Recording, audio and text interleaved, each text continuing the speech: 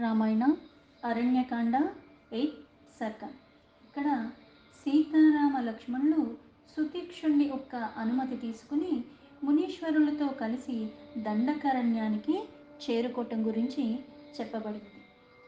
రామస్తు సహ సౌమిత్రిః సుతీక్ష్ణేనాపి పూజితః పరిణామ్య నిశాం తత్ర ప్రభాతే ప్రత్యబుధ్యత.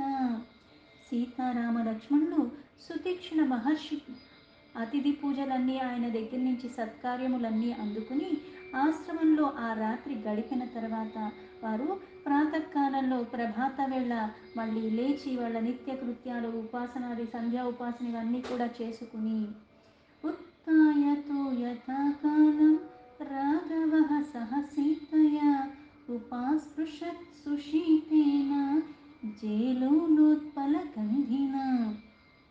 సకాలంలో లేచి సీతారాములు సువాసనలను వెదజల్లుతున్న కలువ పూలు అన్నీ తీసుకురావటం, అక్కడ నీటిలో స్నానాలు ఆచరించి లక్ష్మణునంతకు ముందే చేసి వాళ్ళకి సేవలు ఇవన్నీ చేయటానికి సిద్ధపడి ఉండుట. అథ తేగ్నిం సురాంశ్చైవ వైదేహి రామలక్ష్మణౌ కాల్యం విధివద్భర్యశ్చ తపస్వి శరణీవని. తర్వాత సీతారామ లక్ష్మణులు ఆ సుతీక్షుని మహర్షి యొక్క తపోవనం నందే విధి విధానంగా హోమ కార్యక్రమాలు దేవత ఆరాధనలన్నీ కూడా సకాలంలో ముగించుకున్నారు. ఉదాయంతం దీనకరం దృష్ట్వా విగత కల్మషాః సుతీక్షణమభిగమ్యేదం శ్లక్షణం వచనమబ్రువన్. తర్వాత వారు ఉదయిస్తున్న సూర్యుడిని దర్శించుకుని సుతీక్షుని మహాముని యొక్క దగ్గరికి వెళ్ళి ఆయనతో మృదు మధురంగా ఇలా మళ్ళీ మాట్లాడారు.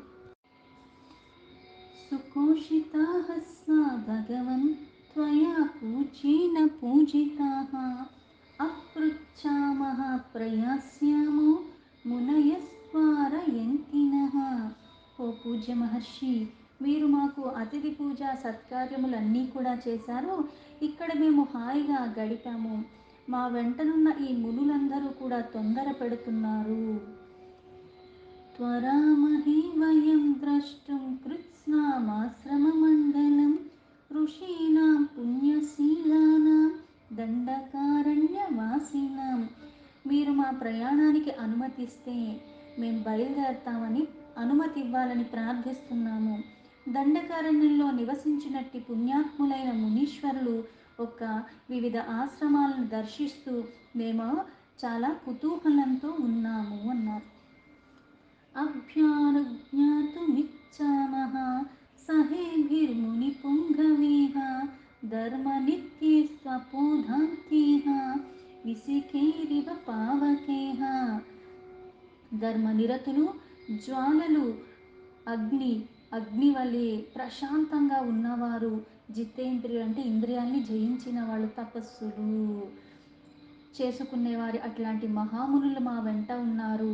మేము కూడా మీరు ఆజ్ఞ ఇస్తే వాళ్ళతో కలిసి మేము వెళతాము అన్నారు.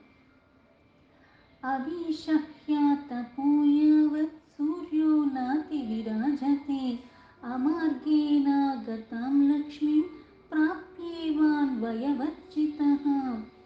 దుష్టుడైన ప్రభువు అపమార్గంలో అంటే అధర్మంలో వచ్చి పడినప్పుడు రాజ్య సంపదలు కానీ ఎటువంటివైనా సరే సూర్యకిరణాలు తట్టుకోక ఎలా అయితే మంచు కరిగిపోతుందో, చీకట్లు ఎలా అయితే తొలగిపోతాయో అలాగే అంటే ఇక్కడ ఏవి ఉన్నా సరే సూర్యకిరణాలు అన్నవి ఇప్పుడు ఉదయిస్తున్న సూర్యుడిని అప్పుడే దర్శించుకున్నారు. ఇంకా ఇంకా తీవ్రంగా వచ్చేస్తాడు. ఆ ప్రయాణం సాఫీగా ఉండదు. అందుకని ముందే వెళ్ళిపోతాం. అది తట్టుకోవాలంటే కష్టం కదా, వేడి ఎక్కువైపోతుంది. తావదిచ్చామహి గంతుం ఇత్యుక్త్వా చరణో మునేః వవందే సహ సౌమిత్రిః సీతయా సహ రాఘవః. అందుకే మేమందరం ప్రయాణాన్ని చెయ్యాలని కోరుకుంటున్నాము అని చెప్పారు. శ్రీరాముడు సీతాలక్ష్మణ సహితంగా ఆ సుతీక్షణ మహర్షి యొక్క పాదాలకి నమస్కరించారు. తౌ సంస్పృశంతౌ చరణౌ ఉత్థాప్య ముని పుంగవః గాఢమాలింగ్య సస్నేహం ఇదం వచనమబ్రవీత్. మునీశ్వరులు తన పాదాలను నమస్కరిస్తున్న రామలక్ష్మణులు లేవనెత్తి గాఢంగా వాళ్ళని కౌగిలించుకుని ప్రేమపూర్వకంగా వాళ్ళతో మళ్ళీ ఇలా మాట్లాడుతున్నారు. అరిష్టం గచ్చ పంధానం రామ సౌమిత్రినా సహ సీతయా చ అనయా సార్థం ఛాయైవాన వృత్తయా. ఓ రామ, నీడలాగే నిన్ను వెన్నంటి వస్తున్న ఈ సతీ సాధ్వీమణి సీతాదేవితో కలిసి, లక్ష్మణునితో కలిసి ఎలాంటి ఉపద్రవాలు లేకుండా మంచి మార్గంలో సాగిపో అన్నారు. పశ్యాశ్రమపదం రమ్యం దండకారణ్యవాసినాం ఏషాం తపస్వీనాం వీర తపసా భావితాత్మనాం. ఓ రఘువీర, తప ప్రభావంతో నిర్మలమైన అంతఃకరణ కలిగిన వాళ్ళు, దండకారణ్యంలో నివసించువారు అయిన ఆ మునీశ్వరుల యొక్క రమ్యములైన ఆశ్రమాలన్నీ దర్శించుకుంటూ వెళ్ళండి అన్నారు. సప్రాచ్య ఫలమూలాని పుష్పితాని వనాని చ ప్రశస్త మృగయూధాని శాంత పక్షిగణాని చ. నాయన రామ, ఆ దండకరణ్య వనముల్లో కందమూల ఫలాలు కూడా కొల్లలుగా ఉంటాయి. వృక్షాలన్నీ కూడా వికసించిన పూలతో నిండిపోయి ఉంటాయి. ప్రసిద్ధములైన మృగములొక సమూహాలు కూడా గుంపులు గుంపులుగా తిరుగుతూ ఉంటాయి.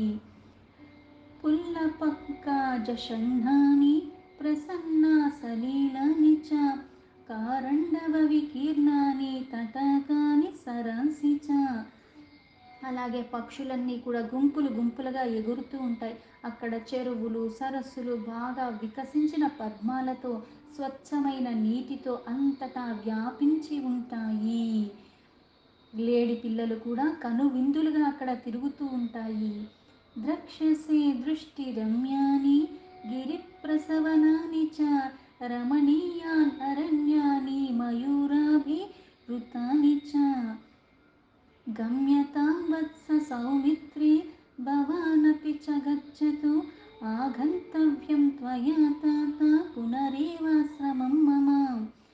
గిరుల నుంచి ప్రసరిస్తున్న సెలయేళ్ళు రమణీయంగా ఉంటాయి, చూడముచ్చటగా ఉంటాయి, చూసే కొద్దీ చూడాలనిపిస్తుంది. ఈ విధంగా అందంగా మనోహరంగా ఉన్న ఆ అడవుల్లో నెమళ్ళి కూడా మంచి శబ్దాలు, క్రీంకారాలు చేసుకుంటూ వీణులు విందుగా ఉంటుంది, దర్శనీయంగా ఉంటుంది. ఆ ప్రదేశం చక్కగా చూడండి.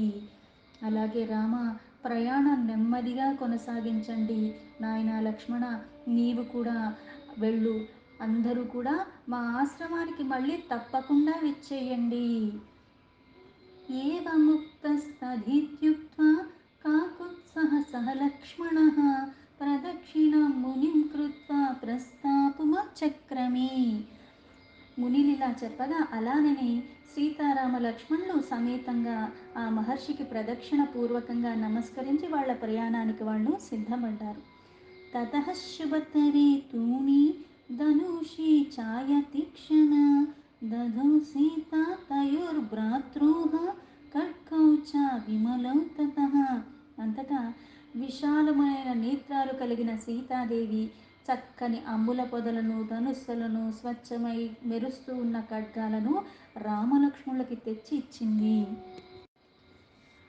ఆభత్య చాశుభేతూని చాపో చాధాయ సస్వనో నిష్కాంతావాశ్రమమద్గంతుం ఉభౌతో రామలక్ష్మణో.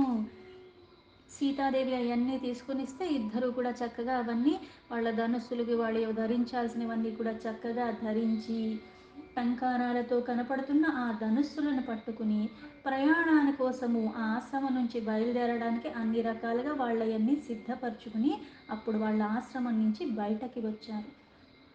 శ్రీమంతో రూప సంపన్నో దీపమానో స్వతేజసా ప్రస్థితౌ ధృతచాపౌతో సీతయా సహ రాఘవో. శుభలక్షణాలు సంపన్నంగా ఉన్న ఆ రూప వైభవంలో విలసిల్లుతూ తమ దివ్య తేజస్సును విరజిమ్ముతున్న ఆ రామలక్ష్మణులు వాళ్ళ ధనస్సుని చేతబట్టుకుని సీతా సహితులై ముందుకి నడవటం మొదలుపెట్టారు. దీంతో వాల్మీకి మహర్షి విరచితమైన ఆది కావ్యమైన శ్రీమద్ రామాయణంలో అరణ్యకాండలో 8th సర్గ సంపూర్ణం.